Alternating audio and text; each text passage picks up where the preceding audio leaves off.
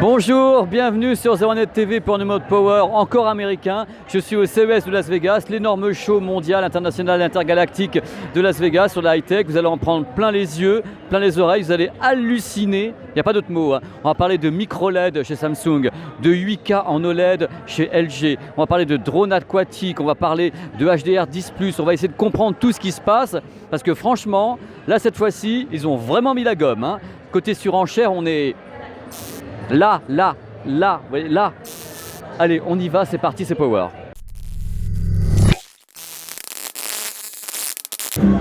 On va attaquer très fort ce numéro de Power avec le produit, la technologie dont on parle le plus ici au CES 2018. Voici The Wall.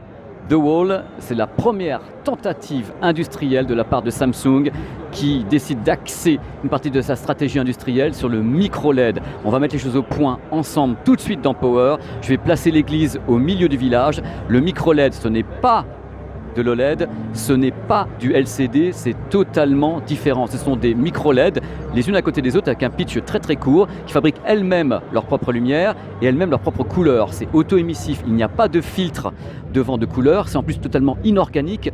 Donc comme c'est inorganique, ça ne va pas marquer, il n'y a pas de marquage de dalle ou autre. La densité de pixels sur ce modèle-là est de 5000 ppi, donc ils sont très très serrés les pixels. C'est un modèle bien sûr de démonstration. Alors ce qui est intéressant là-dedans, c'est qu'en plus, il est totalement modulaire. C'est pour ça que tout le monde devient hystérique. C'est-à-dire que là, ce sont des dalles, comme un puzzle. Les dalles, vous mettez les unes à côté des autres, des dalles de micro-LED. Donc vous pouvez avoir n'importe quelle définition, n'importe quelle forme. Là, vous avez par exemple de l'Ultra HD, mais si vous décidez de déplacer différemment, vous pouvez avoir un modèle qui sera en 21/9. On est d'accord sur un point. Pour le moment, c'est un bébé éprouvette, c'est un prototype. Ils pensent également les mettre sur des smartphones plus tard.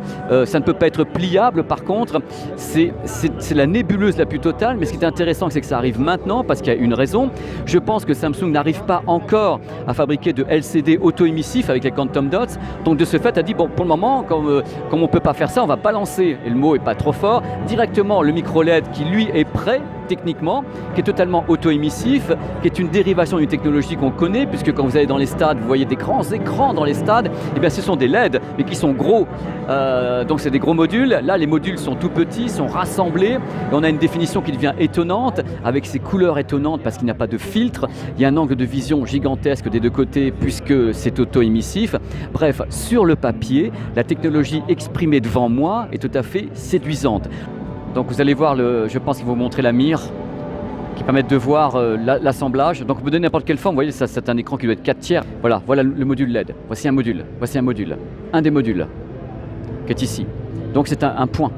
Vous les assemblez comme un puzzle. Voilà, vous allez voir les mires, le module. Voilà les micro-LED, voici les modules. Les modules sont là. Vous n'avez plus qu'à assembler.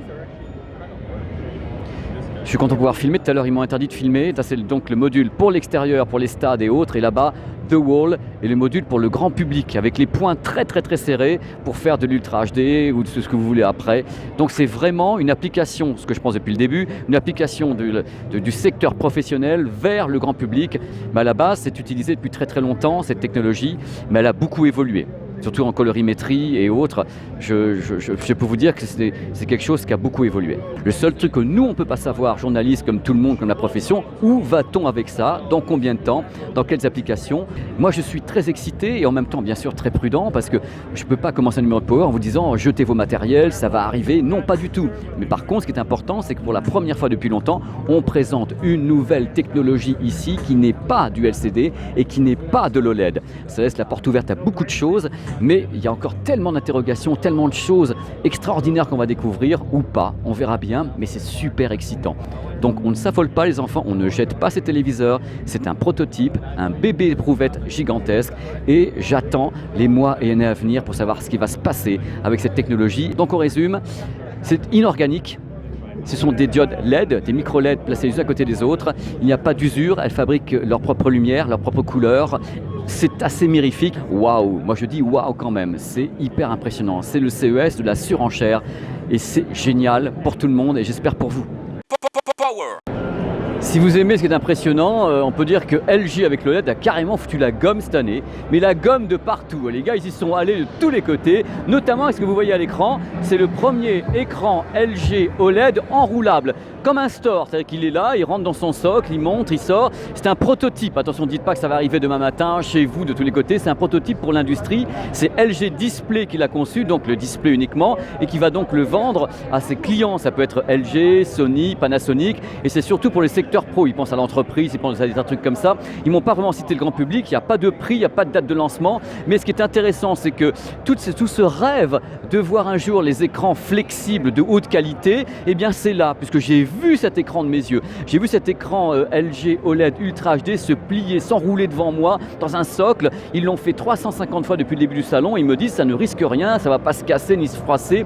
C'est bon, on maîtrise complètement la dalle flexible, on maîtrise totalement le mécanisme. Donc c'est quand même quelque chose d'assez nouveau sur ce salon de se dire ça y est, c'est maîtrisé. Alors après, maintenant, ça reste un prototype fabriqué en exemplaire unique. Ce qui se passera dans les mois et années à venir, on ne sait pas. Mais regardez, c'est quand même une véritable merveille et surtout une prouesse industrielle incroyable pour LG qui peut dire nous, on a un écran OLED enroulable et même le LCD ne peut pas le faire puisqu'un LCD, un rétroéclairage ne peut pas s'enrouler et le micro LED ne peut pas s'enrouler non plus. Donc ils sont les seuls pour le moment à dire on a une sorte de téléviseur enroulable qui fait 2 mm.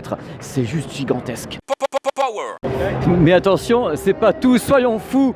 LG a démontré également ici dans une suite privée le premier téléviseur OLED 8K. Voilà, ils disent voilà, on en a fabriqué un. Vous vous rendez compte, un téléviseur OLED qui a 33 millions de pixels indépendants sur une surface de 88 pouces. C'est ce téléviseur OLED 8K, pour le moment exemplaire unique, même chose. Pour les professionnels, ce n'est pas du grand public, il n'y a même pas un prix qui est évoqué. C'est vraiment une pièce pas de collection, mais une pièce expérimentale, un bébé éprouvette qui montre une voie. Donc ça arrivera tôt ou tard, ça peut être maintenant, dans 5 ans, dans 10 ans, on ne sait pas, mais ils sont capables de le maîtriser. Ce qui est important ici de savoir au CES, c'est que les fabricants proposent des trucs qui sont peut-être éloignés du grand public, mais ils veulent prouver qu'ils maîtrisent, qu'ils ont réussi à créer et qu'ils prennent un pas pour l'avenir. Moi j'ai assisté ici à des choses qui sont arrivées dans le grand public 4, 5, 6 ans après. Donc on a toujours un coup d'avance, même 2, 3, 4, 5, 6 coup d'avance, et le LG OLED 8K fait partie des choses qui sont, à mon avis, dans les tuyaux pour ce qu'ils peuvent vendre aux Japonais ou aux Coréens pour le secteur professionnel. De son côté, Sony réaffirme totalement son engagement autour de l'OLED. Ça tombe bien, ça nous arrange. Voici la série A8F, 65 pouces, il y a d'autres modèles. J'ai pas le prix, ils n'ont pas le prix qui est finalisé encore. C'est un modèle très performant, donc avec le HDR et Dolby Vision avec upgrade. Ce qu'il y a, c'est qu'il y a un processeur dessus, un nouveau processeur qui s'appelle le X1, qui est un processeur peaufiné par les ingénieurs japonais et le tout Hollywood, bien sûr, parce que Sony Pictures est dans la boucle. Un modèle Android TV qui sortira, je ne sais pas quand, on vous le redira, sur 01net. Comme toujours, ce sont des produits qui sont vraiment très recherchés parce qu'ils ont des traitements vidéo qui correspondent à certaines normes hollywoodiennes, parce que Sony est engagé sur Sony Pictures et est un des kings de Hollywood. Voilà, ça fait rêver quand même, hein. En général, sauf les prix font pas rêver, mais le produit toujours. Voilà, je dis ce que je pense. C'est du bonheur, la démesure est totale sur le stand Sony avec un téléviseur 8K HDR qui développe une luminosité absolument étourdissante de 10 000 candela au mètre carré. Vous avez bien entendu, 10 000 candela au mètre carré, c'est-à-dire 10 fois plus que vos téléviseurs classiques en général qui plafonnent entre 1000 et 1500. On est en secteur professionnel, donc c'est du 8K et il intègre un nouveau processeur qui s'appelle le X1 dont on a parlé tout à l'heure, processeur peaufiné par Hollywood et tout le monde. Il n'y a pas de date de mise en vente, il n'y a rien du tout, c'est vraiment des produits qu'on présente ici pour le secteur professionnel pour dire ça existe, on est capable de les faire. Et bien moi je suis très très content que vous soyez capable de les faire, moi j'en veux maintenant. Qu'est-ce que je dois faire, attendre 2022 ? À force de parler d'OLED partout, on a l'impression qu'il n'y a plus de LCD et pourtant il y en a des wagons, c'est le fruit de saison toujours. Voici la nouvelle gamme Sony qui s'appelle la X900F, Ultra HD, HDR, évolution possible en Dolby Vision avec le X-Motion Clarity pour les mouvements, pour rendre la fluidité à tout ça. Bref, il y a du monde de tous les côtés, il y a des produits LCD rétroéclairés par des LED partout, mais les fabricants ne les mettent pas forcément en exergue parce que ce sont des gammes connues du public, du moins le public connaît ce type de produit, ils préfèrent miser sur un truc waouh en mettant 8K, de l'OLED et tout, mais il y a du LCD. Bon, on est très content de tous les côtés sur tous les stands. Bien ou pas bien, on n'en est vraiment plus là. Toutes les grandes marques qui proposent des téléviseurs LCD présentent ici des téléviseurs avec une définition d'image 8K. Alors bien sûr, pour le moment, c'est de la science-fiction. On sait très bien que le CES est là en avance. Ils ont 3, 4 ans, 5 ans d'avance et quelquefois des produits ne sortent jamais. Ça, c'est le secteur pro pour le moment. Les produits sont ici en démonstration, des prototypes de Note Touch, c'est marqué en gros. Et les images mises dessus, eh bien, c'est des tournages professionnels, soit c'est des trucs en 8K réel, soit c'est du 4K émulé, donc upscalé. On ne sait pas trop d'où ça vient. C'est joli, c'est bien, c'est l'avenir ou pas.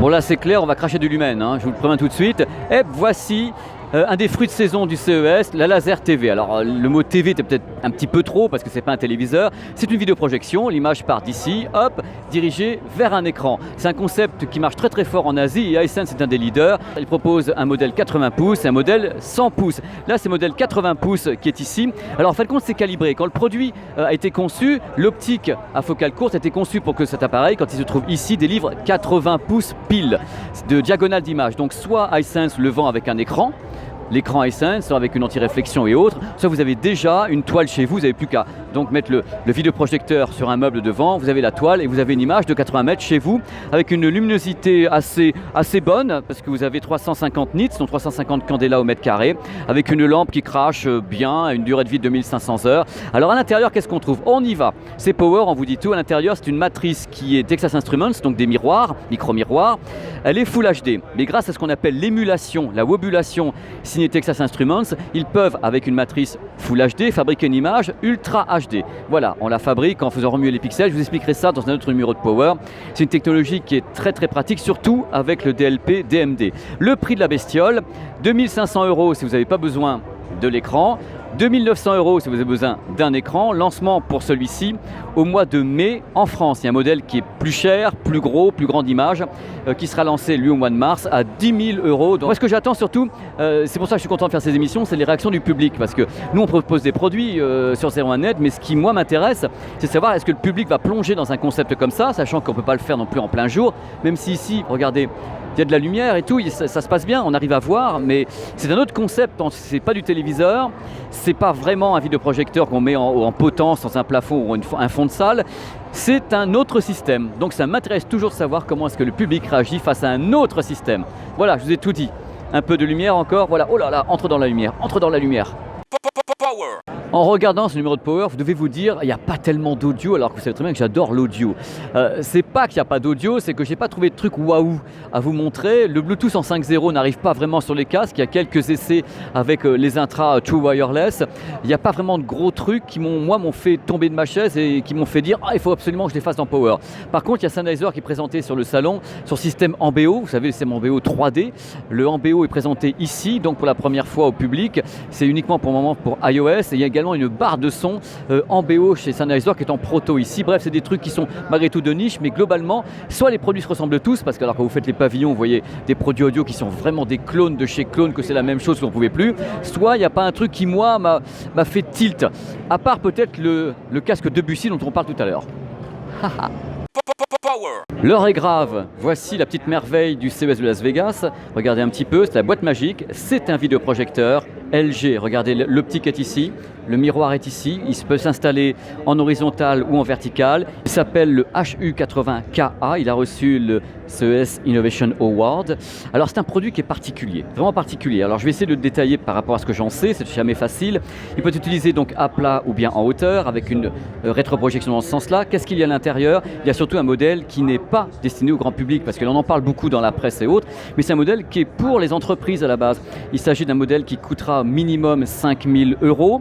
Il s'agit d'Ultra HD, mais attention, Ultra HD à partir d'une matrice 1080p, c'est-à-dire c'est de l'émulation par Texas Instruments, c'est-à-dire qu'à l'intérieur il y a du 1080p et l'électronique et la matrice DMD DLP fabriquent de l'Ultra HD en partant de la matrice native 1080p. C'est ce qu'on appelle de la wobulation et le produit peut diffuser une image de 150 pouces en étant ici au plafond. L'image est très très réussie, on sent que l'émulation fonctionne très très bien, mais c'est des images de démo pour le moment. C'est un produit qui est annoncé avec une durée de vie de 20 000 heures, c'est l'heure de vie du système laser qu'il qui lui permet d'avoir de la lumière. Donc c'est laser, DLP, DMD, donc en 1080p natif avec émulation Ultra HD, un produit qui peut être transporté facilement avec une poignée. Donc c'est un produit super intéressant. Moi, il me fait carrément kiffer. C'est très différent comme concept et c'est pour ça que je pense qu'il va plaire aux entreprises parce que c'est vraiment étonnant. Il ne chauffe pas et il ne pèse pas très lourd. Et vous avez la possibilité de ranger la prise ici, vous sortez, vous la rangez, vous la clippez comme un aspirateur. C'est assez étonnant. Voilà, moi ça me fait vraiment kiffer. Petit plan sur le miroir qui est ici.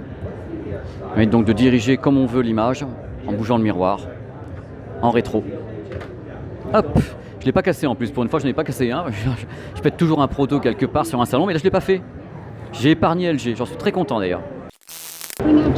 Je crois, là tout est dit, hein. L'OLED épouse l'intelligence artificielle. Je pense sincèrement, et on en parle entre nous, que l'avenir de tous ces matériels qui sont ici sur le CES, que ce soit des téléviseurs, que ce soit de l'électroménager, que ce soit des enceintes, que ce soit des casques, tout passe par l'intégration du dialogue réel entre le matériel et nous grâce à l'intelligence artificielle. Ces matériels vont de plus en plus être pilotés à la voix. C'est l'idée de base de tous les fabricants, dont bien sûr LG, parce qu'on est sur stand LG, donc on parlait de ThinQ, qui est vraiment une interaction complète entre l'homme et la machine, avec tu fais ci, tu fais ça, il te répond, je peux pas. Je pense que dans peu de temps, le matériel ne sera vraiment plus passif, il sera actif avec nous. C'est la voie tracée avec Google, avec Amazon, avec tous ces systèmes qui sont intégrés maintenant.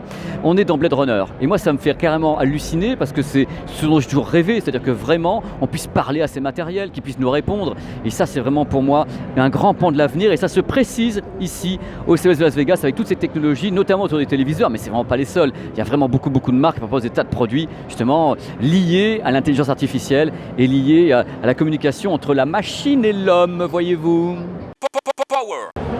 Séquence Revival, la 3D existe toujours. Elle existe en plus sans lunettes. Ça, c'est pas nouveau non plus, mais disons qu'ils ont fait des progrès sur les téléviseurs 3D sans lunettes avec des dalles qui ont plus de pixels qu'auparavant. On atteint 8 millions de pixels, ce qui ne correspond pas de l'Ultra HD, parce que c'est un effet de, si je peux dire, de gris. On met plusieurs grilles comme des diapositives les unes à côté des autres pour qu'on ait un effet 3D. Mais ce que vous voyez, c'est que quand on s'approche, on a toujours un effet de gris. Vous voyez, c'est pas des pixels, c'est la grille. C'est comme s'il y avait des lentilles de Fresnel les unes par-dessus les autres pour avoir cet effet 3D.